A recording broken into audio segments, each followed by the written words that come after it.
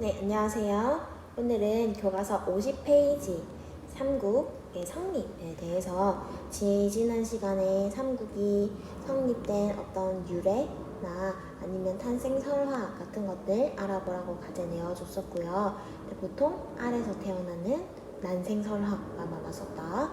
또 그런 것들 우리 친구들이 너무 잘 조사해줬었고, 그 다음에 지난 시간에 우리 키워드 노트 사용해서 삼국의 성립에 대해서 영상으로 간단하게 설명 들으면서 또 각각에서 나오는 유물과 유적에 대한 설명을 들었었어요.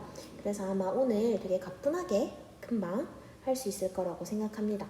오늘 교과서에 그래도 우리 필기 정리 한번 해야 하니까 50페이지부터 55페이지까지 필기 정리하면서 삼국의 성장에 대해서 한번 탁 한 판으로 정리하겠습니다. 자, 우리가 지난 시간에 고조선에서 위만이 내려와서 위만조선이 되었다가 위만조선이 한나라에서 멸망하고 그 한나라에서 왔던 거를 하나하나 없애고 나서 그 다음에 매니에서부터 부여, 고구려, 옥저, 동해, 사만 이렇게 해서 여러 나라가 성장했다라는 이야기 배웠었어요. 그러면서 두 개 묶어가지고 부여랑 고구려는 부여의 영향을 많이 받아 조금 비슷한 게 많았고, 그런데 차이점은 부여는 굉장히 평탄한 지형이었고 고구려는 산악 지형에 있어가지고 척박했다. 뭐 이런 것들 나누고, 또 옥저랑 동해는 바닷가에 있어서 이제 해산물이 되게 많이 나는 지역이었다는 공통점들이 있었고, 맨 밑에 지금 남쪽에 있었던 우리 삼한에 대한 특징들, 삼한은 특이하게 재정이 분리된 사회, 그러니까 왕이랑 제사장이 분리되어 있는 사회, 그래서 제사장의 전용구역인 소도라고 하는 지역이 있었다. 이런 특징들이 있었어요. 오늘은 이제 고대 국가의 특징에 대해서 한번 배워보겠습니다. 고대 국가의 특징은 우리가 지금까지 여기 선생님이 금방 전 얘기했던 부여, 고구려, 옥저, 동해, 삼한, 뭐 또 고조선 이런 나라들은 우리 다 연맹체제로 이어져 있던 연맹왕국이었죠.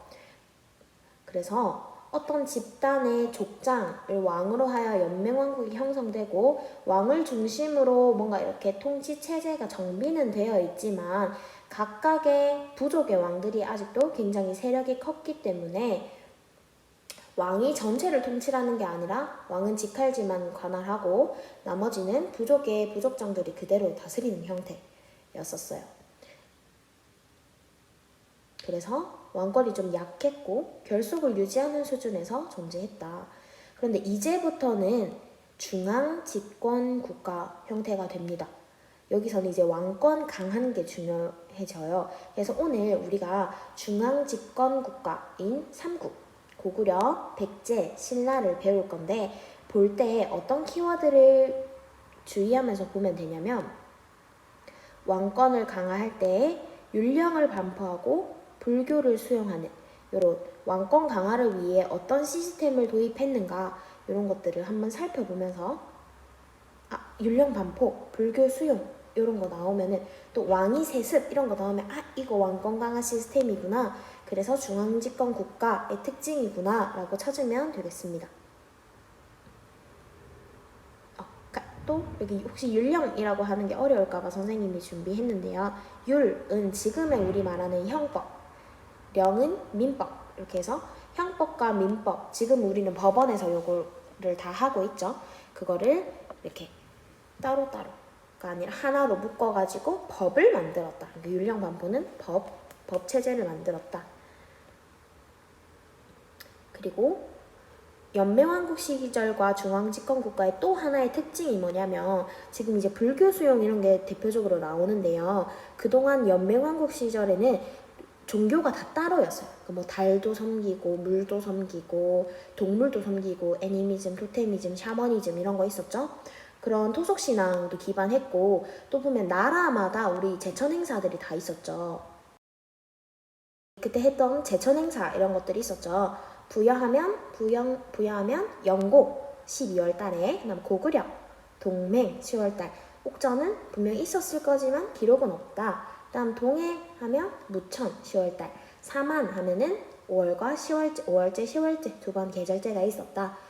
그런 식으로 굉장히 종교가 분화적이었어요. 그냥 각 나라에서 믿는 신들 다 신을 많이 믿었었는데 이제는 되게 고등 종교라고 하는 거는 뭔가 종교 안에 체계도 있고 이런 학문적으로 뭔가 잘 정비된 종교 그런 걸로 탁 통일을 해가지고 사람들의 생각을 한 곳으로 탁 모아가지고 나라를 이끌고 갈 때 사람들이 한 곳으로 이렇게 몰려가게 그래서 자발적으로 또 복종할 수 있게 이런 고등 종교를 만들었습니다. 그래서 이렇게 율령반포, 불교, 종교 통일 이런 거 나오면은 고등이과의 가장 큰 특징이다. 자법, 우종교 이거 외우면서 가겠습니다.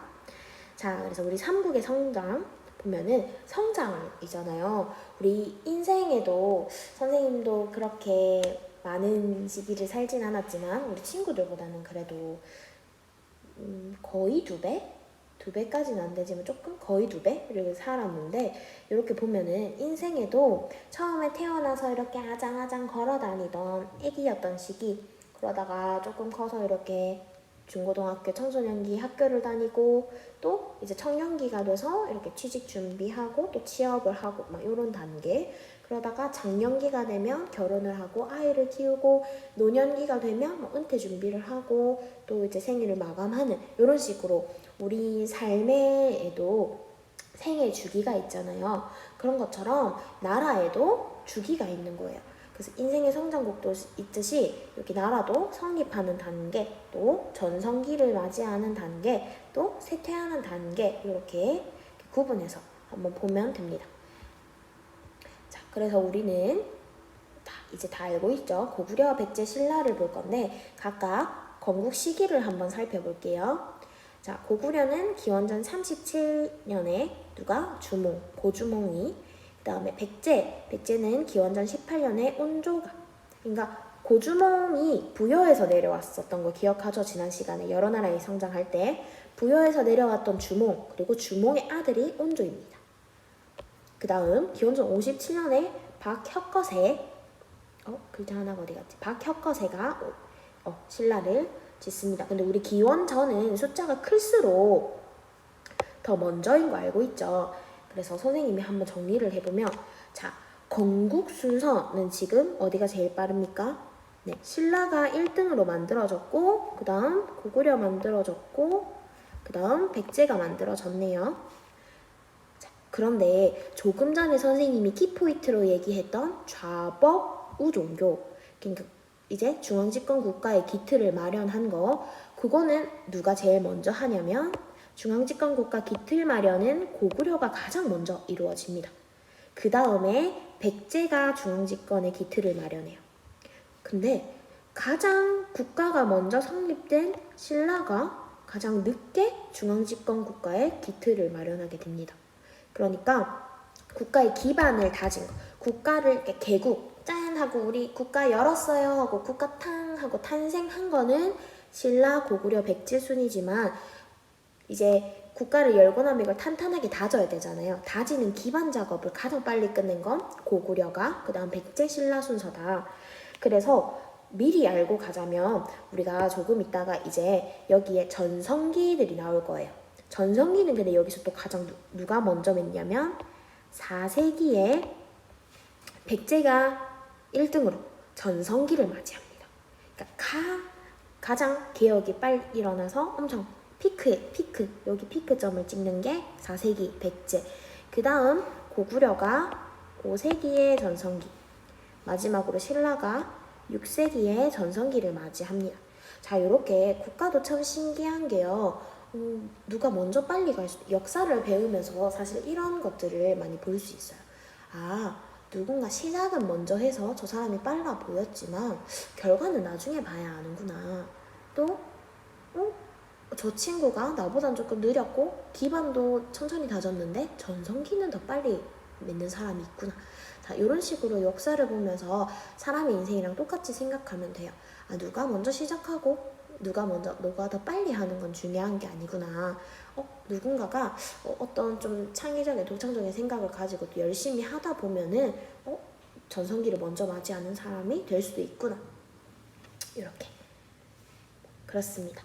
자, 그 다음 이제는 요 고구려 백제 신라 3국 하나하나 떼가지고 각각의 특징을 한번 살펴보고 또 여기 기틀을 닦은 왕들을 한번 소개해 보도록 하겠습니다.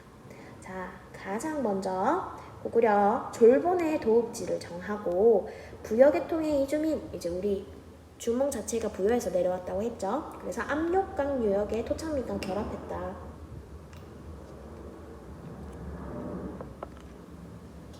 자, 그래서 가장 먼저 태조왕은 옥저를 정복해서 동해안 쪽으로 진출합니다. 그러니까 고구려에서 밑으로 내려와서 오른쪽 동해안 쪽으로 진출하고 또 요동지방으로 진출하고자 했습니다.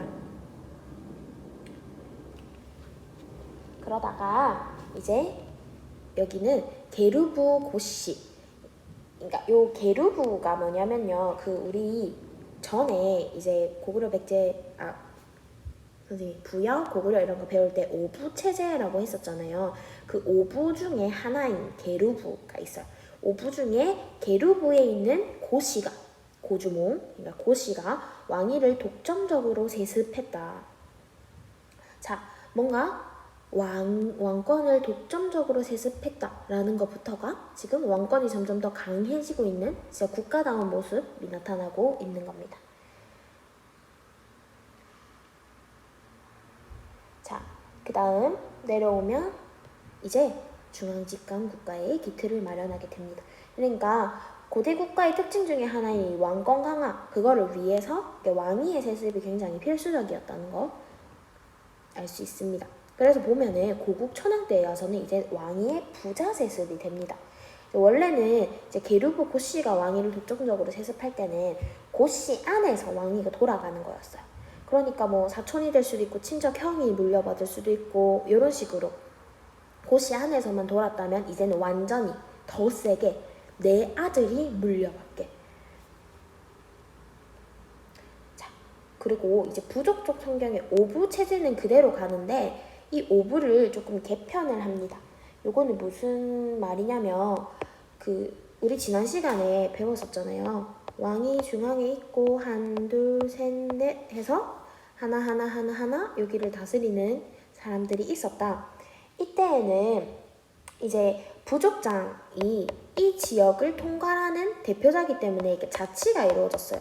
자율적으로 이 지역을 통치하는 거여서 왕권이 여기까지 미치지 못했었던 거예요. 근데 이제는 행정적 성격의 오부로 바꿉니다. 요거 우리 지금을 생각해보면 우리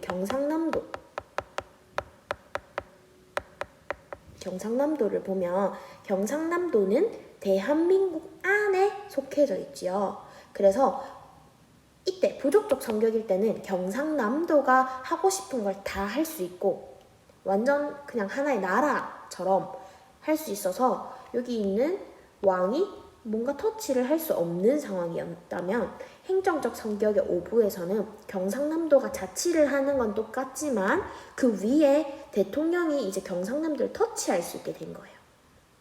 자, 둘 다 경상남도가 자치를 하는 건 마찬가지지만 왼쪽에 부족적 성격일 때는 국가의 터치가 불가능했고 행정적 성격일 때는 이제 왕의 터치가 가능해졌다. 그리고 요 진대법을 시행하게 됩니다. 요 진대법 굉장히 중요한 거예요. 진대법이 뭐냐면 이제 빈민을 구휼하는 정책입니다. 그래서 춘대추납을 이때 처음으로 시작하게 돼요. 이게 뭐냐면 봄춘, 봄에 대출 빌려주고 가을에 납부해라, 갚아라. 그러니까 봄 되면은 우리 막 보릿고개 이런 거 들어본 적 있어요? 봄에 가장 먹을 게 없는 시기거든요. 겨울을 지나면서 이제 비축해놨던 식량을 이제 다 먹고 봄 되면은 이제 먹을 게 없어지는 거야. 그러면 그때 곡식을 마음껏 빌려주고 가을에 추수하고 나면 넉넉할 때 갚을 수 있게 해준 거. 그래서 조금 이렇게 백성들이 살기 좋게 이런 통치 방식을 만들었던 겁니다. 그래서 이런 고국천하 우리가 굉장히 기억해야 되는 왕 중에 하나예요. 이제 고대 국가 기틀 마련해 보니까 왕권 강화, 그리고 여기 뭔가 행정 시스템도 만들고 이렇게 진대법이라고 해서 백성들을 이렇게 돌아볼 수 있는 법도 만들고 이런 식으로 고대 국가 기틀 마련에 굉장히 결정적인 역할을 한 왕입니다. 그래서 우리가 기억해야 되는 왕 중에 한 명이에요. 자, 다음으로 이제 미천왕을 이 뒤에 왕위를 이어갑니다. 미천왕은 낙랑구를 추출하는데요. 우리 위만조선 누구한테 멸망했죠? 한나라한테 멸망했죠. 그때에 왜 한나라가 한사군을 설치했었어요. 그래서 왜 한사군을 설치한 거에 대해서 토착민들이 반발을 일으켜서 한사군이 이제 철수를 했다 이런 내용 배웠었는데 그 중에 하나가 낙랑군이에요. 그러니까 그 한사군을 물리치는 과정에서 이제 나라들이 생겨난 게 이 고대 국가들인데 고구려가 이때 이제 완벽하게 그 한사군 중 하나였던 낙랑군을 쫓아버립니다. 그리고 이제 대동강 유역을 완전히 확보하게 되고 그 다음에 요동지역으로 세력을 확대한 왕 미천왕까지. 자, 그래서 여기까지 해서 이제 태조왕, 구국천왕, 미천왕까지 해서 이제 기틀을 잘 닫고 우리가 전성기로까지는 아니지만 이렇게 점점 그래프가 올라가고 있었어요. 위로 상승 곡선을 타고 있는데 여기서 고공원왕 때 한 번 탁 브레이크가 걸립니다. 그래서 이때 4세기에 위기가 한번 찾아옵니다. 우리 4세기가 누가 전성기였던 시기였죠? 백제가 전성기였던 시기예요. 그러니까 전성기를 맞이하고 있는 백제가 있었으니까 고구려가 한번 주춤하게 되는 거죠. 자, 고국천왕 때 어떤 일이 있었냐면 전현 선비족의 침략이 있어서 국내성이 함락되고, 그러니까 국내성이 지금 우리 수도였잖아요. 수도가 함락되고 또 백제 근초고왕의 평양성 공격으로 또 전사하게 됩니다. 그러니까 고국천왕이 백제에 의해서 죽음을 맞이해요. 그러니까 왕이 죽는 거야. 엄청나게 큰일이지. 왕이 죽고 수도가 함락돼서 수도를 또 옮겼어요. 그러니까 수도가 어떻게 옮겨지냐면 원래 졸본에서 국내성으로 바꿨다가 국내성에서 이제 평양성으로 나중에 장수왕이 아예 옮기는데 이렇게 하면서 국가에 엄청나게 커다란 위기가 찾아오게 됩니다. 자, 근데 우리가 성장 곡선을 봐서도 알겠지만 사람의 인생은 올라갈 때도 있고 내려올 때도 있는 거잖아요. 근데 중요한 건 뭐냐면 내려왔을 때, 그러니까 내 인생의 밑바닥을 찍었던 그때 어려울 때 그냥 거기서 포기해버리면 거기서 끝인 거예요. 근데 우리 참 중요한 거는 내가 가장 어려운 시기, 힘든 시기, 그때를 어떻게 잘 극복해 나가느냐. 내가 포기하지 않고 뭔가 생각을 하고 또 이걸 타개하기 위해서 어떤 노력을 기울이느냐. 그러니까 우리 인생에도 굉장히 중요하듯이 국가에서도 이런 위기를 어떻게 타개할 건가 굉장히 중요했을 거예요. 그런데 이 소수림 왕이 굉장히 현명한 왕이었던 것 같아요. 그래서 지금의 위기 상황을 정확하게 파악하고 이 위기 상황 타개를 위해서 변화를 합니다. 그래서 지금까지 있었던 단점들, 우리 국가의 약점들이 있었던 거를 찾아내서 그걸 없애고 이제는 더 고구려를 똘똘 뭉칠 수 있게 하는데 그게 이제 율령을 반포하고. 자, 우리 율령 나오면 고대 국가에 엄청나게 중요한 거라고 그랬어요. 율령이 나오고 전진으로부터 불교를 수입하고 고동종교를 가지고 오고 태학 학교를 설립을 합니다. 이런 일을 해서 이제 고구려를 왕 중심으로 하나로 딱 모으는 거예요.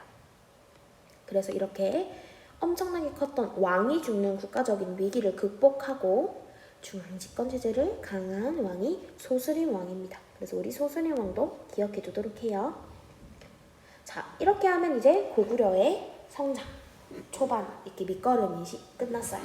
태조왕 때 이제 점점 여기를 기반을 닫고 고국천왕 우리가 기억해야 된다고 그랬죠. 고국천왕이 고대국가 기틀을 마련했어요.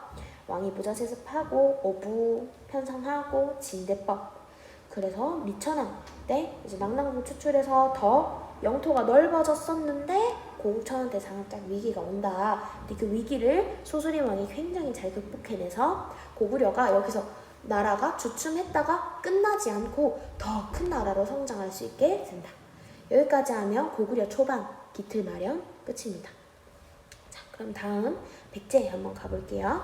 백제는 온조가 세웠는데 온조 우리 고구려 주몽의 아들이라 그랬죠. 그러니까 이게 어떻게 이어지냐면 부여에서 고구려를 세운 주몽이 왔고 주몽의 아들이 온조가 백제를 세웠으니까 부여, 고구려, 백제가 이어지면서 굉장히 비슷한 양상을 보이는 걸 알 수 있어요. 자, 그런데 또 반대로 이제 고구려 같은 경우에는 중국이랑 바로 붙어 있으니까 중국과의 전쟁도 되게 많았고 그 산지 지형의 특성상 되게 전쟁도 많았어요. 그래서 신경 쓸 게 되게 많았던 데에 반면 여기 백제는 우리 지금의 서울 위치, 그러니까 우리나라 중간 굉장히 좋은 위치였던 거예요. 바다로는 중국과 교류가 가능한데 중국이 침략해 오기는 먼 고구려를 거쳐서 와야 되니까. 그래서 침략은 작고 교류는 그러니까 외침은 없고 교류는 가능한, 그러니까 가장 먼저 전성기를 맞이할 수 있었던 조건이었던 거죠. 자, 그래서 고이왕을 보면 고이왕이 율령을 반포합니다. 자, 이 당시에 율령이라고 하는 게 학자들에 따라서 율령까지는 아니다, 그냥 조금 체제 정비 정도다, 이렇게 이야기하는 왕도 있긴 한데 율령까지는 아니라고 하더라도 고이왕은 확실히 선진 문물을 흡수해가지고 이렇게 시스템을 확실하게 정비한 왕이에요. 일단은 우리는 교과서 율령 반포라고 정리합니다.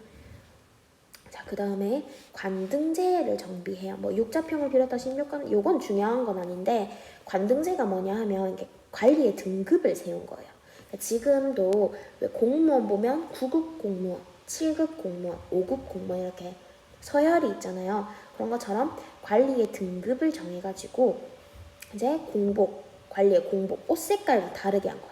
9급 공무원은 파란 색깔 옷 입어라, 7급 공무원은 노란 색깔 옷 입어라, 이런 식으로 옷을 다르게 해가지고 색깔로 서열을 구분하고 왕을 딱 중심으로 해가지고 쫙 한 줄로 세워가지고 관리할 수 있게 시스템화한 거예요. 그래서 관직을 이렇게 시스템화했고 그 다음에 목지국을 병합합니다. 목지국은 저 밑에 삼한에 있던 것 중에 하나인데 원래는 어땠었냐면 목지국 안에 이제 하남 위례성에 백제가 나라가 온조국이 있었어요. 목지국 안에 원래 온조가 세웠던 나라가 있었어요. 그런데 이제는 주객이 전도됩니다. 그래서 원래는 목지국이 주인이었다면 이제는 백제가 목지국을 병합하면서 백제가 주인이 되는 거예요. 이것도 마치 인생 같은 거죠. 인생은 진짜 모르는 것 같아요. 지금은 저 사람이 우위인 것 같지만 언제 이게 상황이 전도될지는 모르는 거거든요. 그런 것처럼 목지국을 병합해서 여기 완전 주인이 되었다. 그래서 여기 딱 보면은 이제 고이왕 율령도 반포하고 관등제 제정하고 이런 식으로 고대 국가의 기틀을 마련하는데 굉장히 엄청 빨리 기반을 맞이한 왕이었다. 그 다음 근초고왕으로 넘어갑니다. 근초고왕도 우리가 유명한 왕인데 이게 왜 유명하냐면 백제 4세기 전성기를 맞이한 왕이에요. 왕위의 부자상속, 요거 중요하다고 했었죠. 부자상속을 확립해서 왕권을 강화시키고 그 다음 마한 지방까지 정복을 해서 이제 남쪽으로 진출을 합니다. 그리고 고구려의 평양성을 공격을 해서 이때 우리 고구려 조금 전에 배웠던 고구 원왕이 죽게 됩니다. 그래서 우리가 보통 보면 고구려가 되게 위상이 좀 많이 남아있고 역사적으로 되게 커다란 나라라고 생각해서 고구려가 엄청 강하고 더 센 나라라고 생각하는데 고구려의 왕을 죽인 역사가 있어요. 그만큼 백제가 이 당시에 고구려랑 비등비등하게 엄청나게 큰 규모의 나라였다는 사실을 알 수 있습니다. 또 중국의 남조라는 나라의 동진과 국교를 체결해서 이제 교류를 했다. 그리고 가야, 또 일본까지 해서 교류. 그러니까 고이왕이 선진문물 흡수에 굉장히 빠른 왕이었고 마음이 되게 오픈마인드였던 거예요. 그래서 나보다 더 우선해서 먼저 발전한 선진문물을 바로바로 흡수한 그런 사람이었다. 그리고 근초고왕도 이제 계속해서 선진문물을 엄청 많이 이렇게 받아들여가지고 이렇게 백제가 탄탄한 기반을 마련할 수 있게 되었다. 그 다음으로 넘어가면 이제 침류왕이 나옵니다. 침류왕은 중국의 동진에서 불교를 수용해서 불교를 국가의 공식적인 종교로 공인합니다. 고구려 같은 경우에는 어땠었죠? 율령 반포랑 불교 수용을 둘 다 누가 했지? 소스림왕이 혼자 다 했었던 거랑 조금 비교해서 이제 백제는 고이왕이 율령 반포하고 침류왕이 불교 수용했다. 이렇게 두 명이 나누어서 했다. 이런 걸 또 보면 소스림왕이 얼마나 대단하고 상황 파악 능력이 뛰어났는지 또 알 수 있죠. 그래서 이렇게 종교 수용으로 중앙 집권을 강화했다.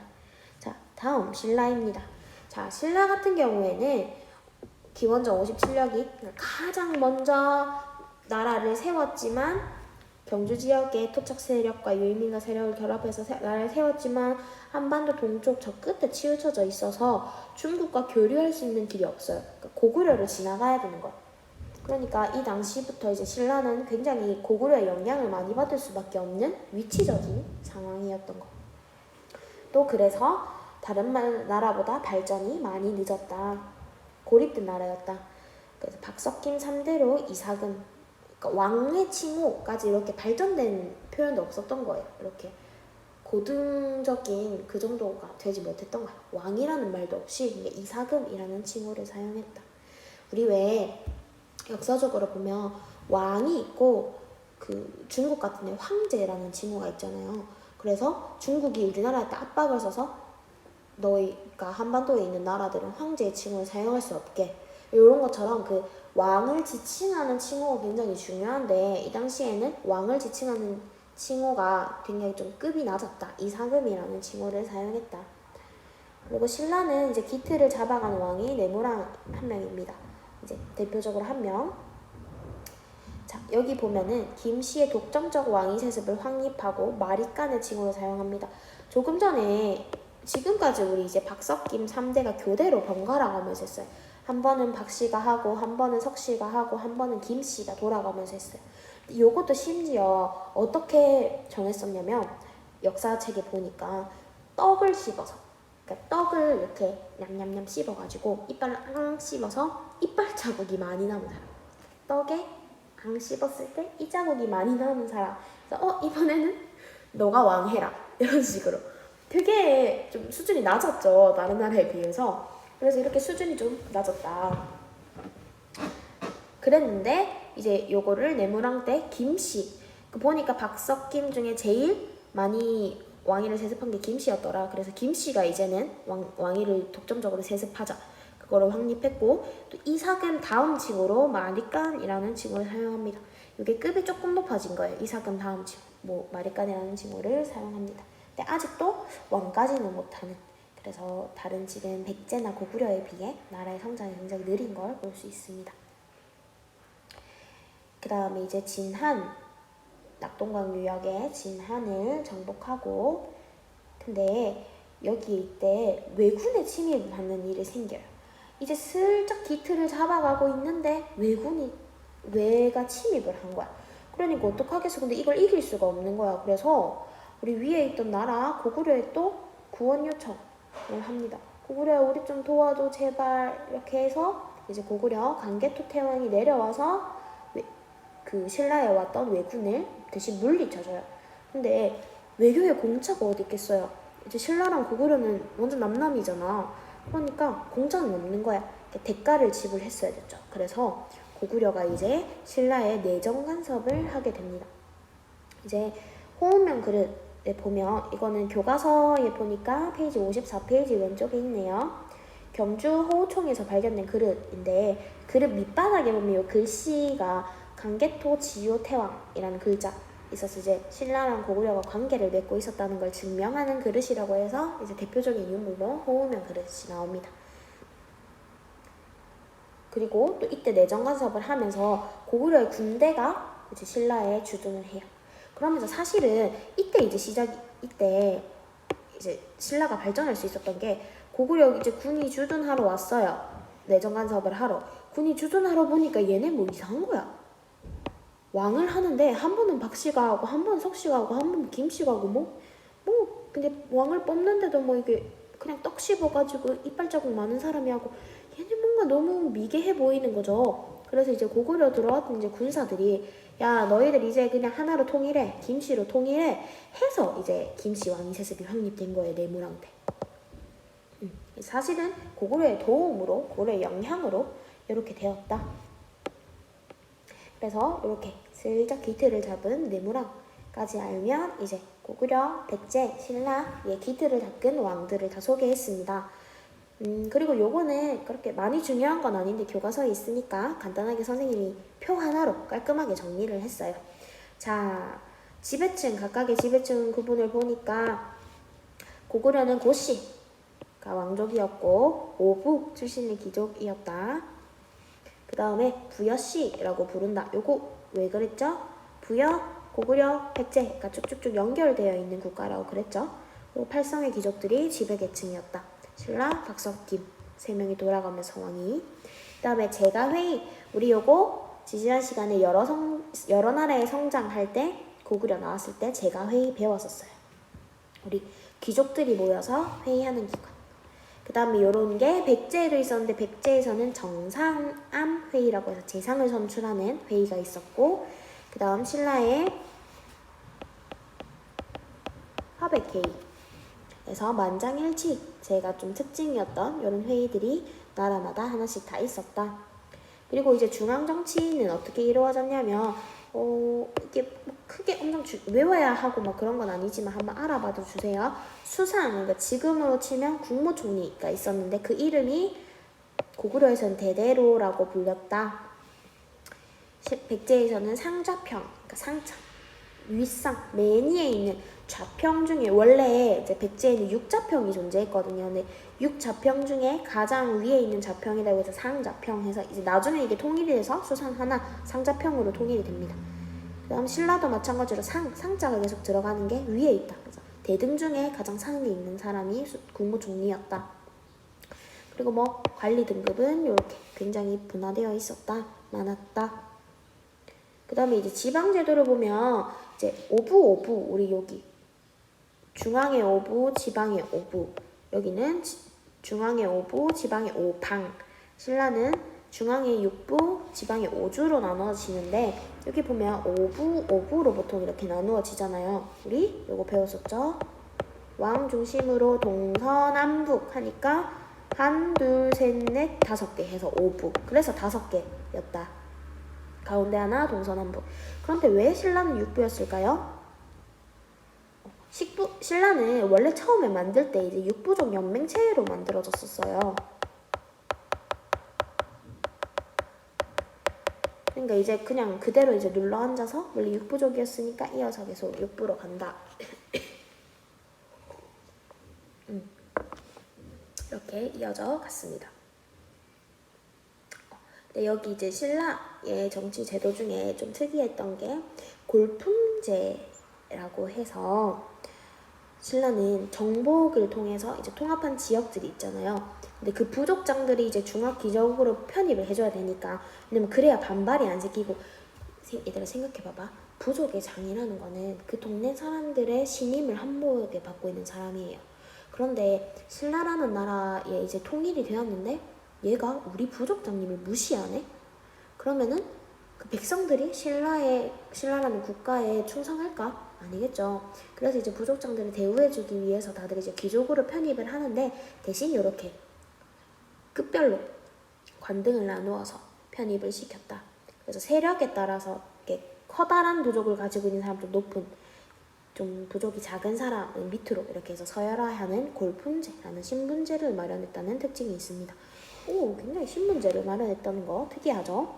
근데 이 골품제는 정치적, 사회적 활동의 범위, 그러니까 사회적인 그 계급으로만 끝나는 게 아니라 이벌차는 100채, 그 집의 가옥의 규모가 100채까지 만들 수 있고 뭐 이런 식으로 가옥의 규모, 또 수레의 크기, 끌고 다니는 수레 크기, 장신구, 이렇게 일상생활 전반까지 규제하는 매우 폐쇄적인 신분제도였습니다. 그래서 이 폐쇄적인 신분제도를 골품제라고 한다. 이러면 이제 고구려 백제 신라 정리가 끝이 났습니다. 자, 그럼 우리 마지막으로 교과서 페이지 55페이지 스스로 정리하게 하고 오늘 수업 마칠게요. 자, 1번. 고구려의 소수림왕 진짜 위기 극복 능력 대단한 왕이었죠. 율령 반포, 대학 성립, 또 고대기가 기틀에 되게 중요했던 거 불교 수영, 자법, 우종교. 그 다음 백제의 고이왕이라는 게 목지국을 병합하면서 이제 완전 주객전도해서 원래 목지국 산하에 있던 백제를 목지국의 주인으로 만들었다. 그 다음 신라 내물왕 때 칭호로 마리깐, 아직 왕까지는 못 갔고 이사금보단 조금 높은 마리깐이라는 칭호를 사용했다. 그 다음 오른쪽 선생님이 금방 전에 표로 정리했어요. 다 기억하죠? 백제 정삼회의. 그 다음 고구려의 재상은 대대로. 그 다음 관리 등급 신라는 17등급이었다. 지방행정구역은 얘도 5부, 5구, 왕 중심의 동서남북해서 5개. 자, 이렇게 해서 오늘 이제 3국의 기틀을 마련한 거 끝이 났고요. 다음은 이제 전성기로 올라갑니다. 인생곡선의 정성기. 나라가 발전하고 또 우리 가야에 대해서 다음 시간에 배워보겠습니다.